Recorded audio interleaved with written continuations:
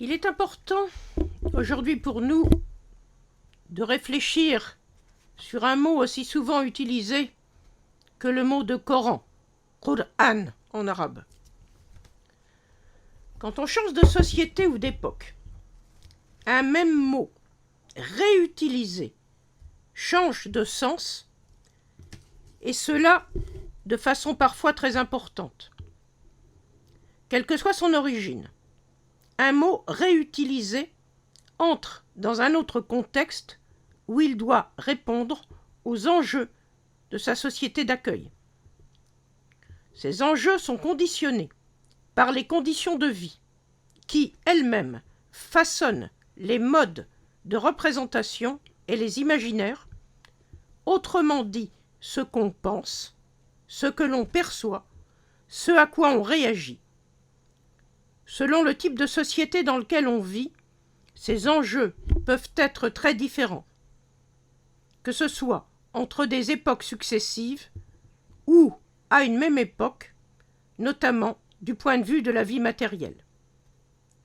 Une société confrontée à des enjeux de survie, comme dans le cas de l'Arabie aride, ne peut se représenter les choses de la même façon que les sociétés du Proche-Orient ou celles de la haute Mésopotamie autour d'Édesse, actuellement Urfa en Turquie.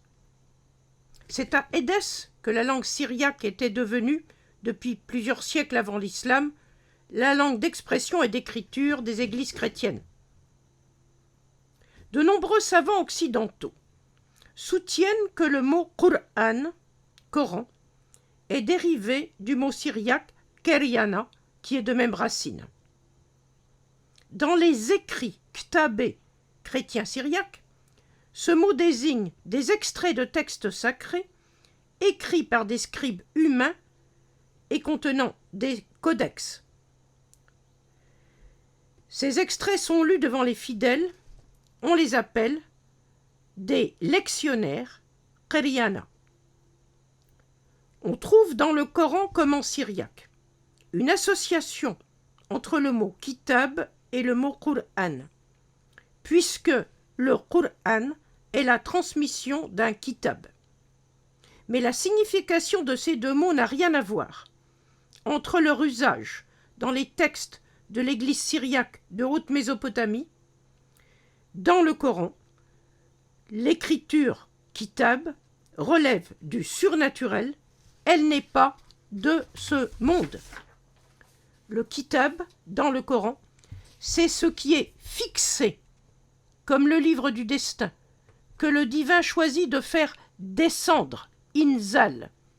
C'est ce qui est dit dans la sourate 39 au verset 41, faire descendre sur le peuple qu'il veut, à travers le transmetteur de messages, Rasoul, qu'il choisit dans chaque peuple. Cette descente se fait sous la forme non pas d'un livre donné à lire, mais d'une transmission auditive, le wahi, qui est évoqué dans la sourate 35 au verset 31.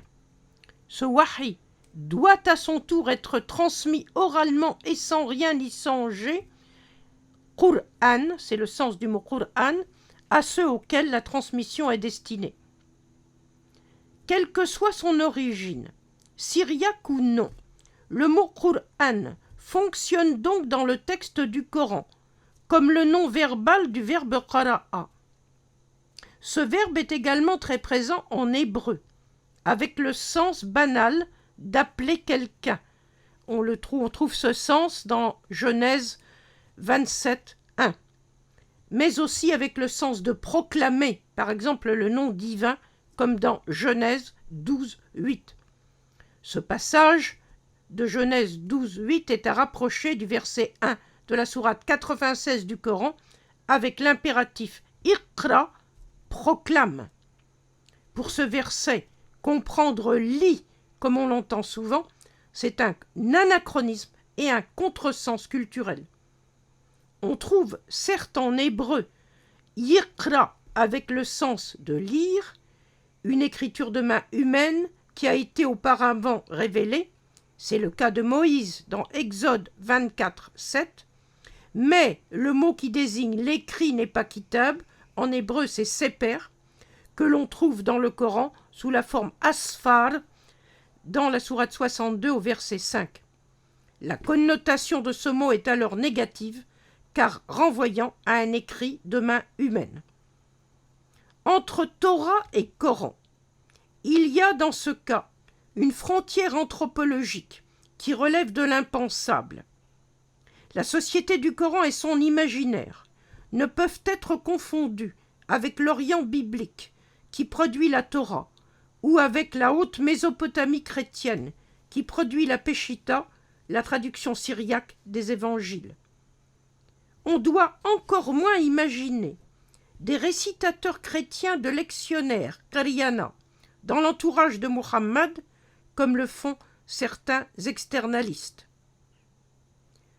Certes, une écriture banale, le contrat de dette, semble vu comme possible, ainsi que l'atteste le passage de la sourate 2 au verset 282. Mais même là, s'agit-il vraiment d'écriture à notre manière, avec un contrat et ses clauses? C'est très douteux. Quant à la révélation, elle ne peut s'écrire de main humaine au risque de l'altération. C'est d'ailleurs ce qui est reproché aux Juifs médinois dans la sourate 2 au verset 79.